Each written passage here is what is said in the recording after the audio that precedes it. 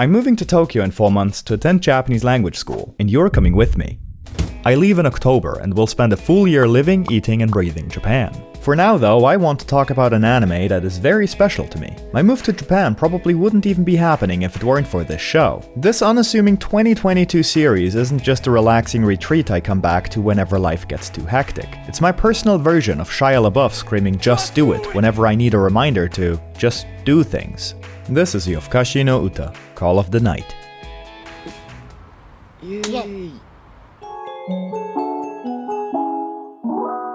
Yofukashi no Uta tells the story of Ko. He's your average middle school student until he randomly decides to stop going to school and starts roaming around at night. That rash, impulsive decision opens up a whole new world for him. He meets Nazuna, a vampire, and he decides to fall in love with her so that he can be turned into a vampire. Yeah, love is required for the transformation, just roll with it. The first time I watched this anime, his actions honestly made me envious, a little mad even. Ko just stops showing up at school because it feels right.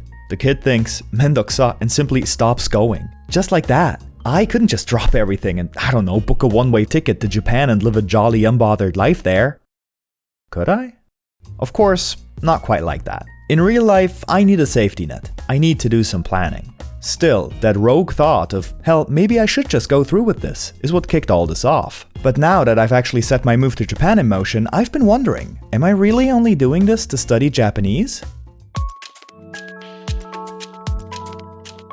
Once he starts wandering, Ko quickly finds his new purpose in life, falling in love with Nazuna so that he can turn into a vampire. Sure, I'll hopefully come back bragging about my Nihongo skills, but what's really driving me? One thing that stuck out to me in Yofukashi no Uta is how good the characters are at actually saying what they feel. There's no bullshit misunderstandings that could be resolved by a 5-second conversation. The dialogue is tight, and Ko especially wears his heart on his sleeve. He wants to understand, not just Nazuna but also himself, and he actively talks about it. And I guess that's what made me stop and really ask myself what I want.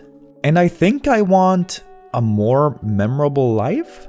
The last 5 years, they flew by, day after day, the same old routine. It's like the world itself is losing its color. Sure, there are good moments, but even the prettiest road turns into just another road once you've walked on it over 1,000 times. Sounds like a deeper issue, honestly. Could be. Have you considered therapy instead of moving halfway across the world?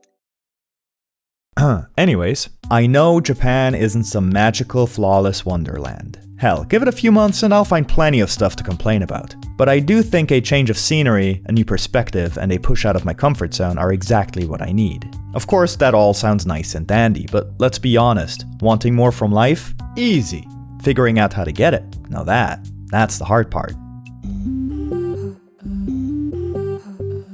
For Ko, it all starts when he takes that first step out into the night. The nightlife feels like a completely new world to him. With Nazuna, he's drawn into experiences he never could have imagined. He meets new faces, friends even, and little by little he starts to come out of his shell. But Ko doesn't passively drift through it. No, he truly immerses himself in this new environment. But it's not just about the new and extraordinary.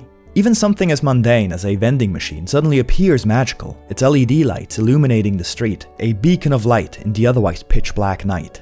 And I think that's what I'm most excited for. Hopping into a random ramen joint after class, ordering a cold bottle of Asahi and a steaming bowl of tonkatsu, clumsily trying to strike up a conversation in broken Japanese with the cook behind the counter. It's these small, seemingly forgettable day-to-day experiences that I think are actually the most memorable of them all. When Ko stops attending school, he abruptly ends all contact with his friends and classmates. No warning, no explanation. He just disappears. At first, it doesn't feel like a big deal to him. Only when some of these relationships unexpectedly resurface does he realize what he left behind. When I move to Japan, I'm taking a big step towards uncertainty. And unlike Ko, I already feel somewhat aware of what I'm leaving behind.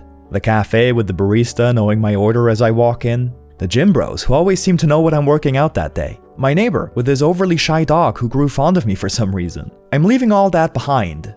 For now. It's bittersweet, sure, but I'm hoping to hone in on exactly these kinds of experiences and form new ones like them.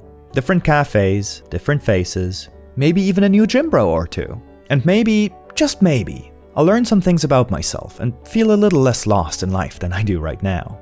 Because sometimes, you have to step out into the dark to see the light. That was kind of cheesy. Shut up. Honestly though, as long as I get the occasional Nihongo Jozu, I'll be fine. And it's just 12 months, it'll be over before I know it. Wait, did I even introduce myself? I'm Fruit Sniffer, and yep, I'm moving to Japan. You probably got that by now. If you're interested in following along as I stumble through this journey, make sure to subscribe.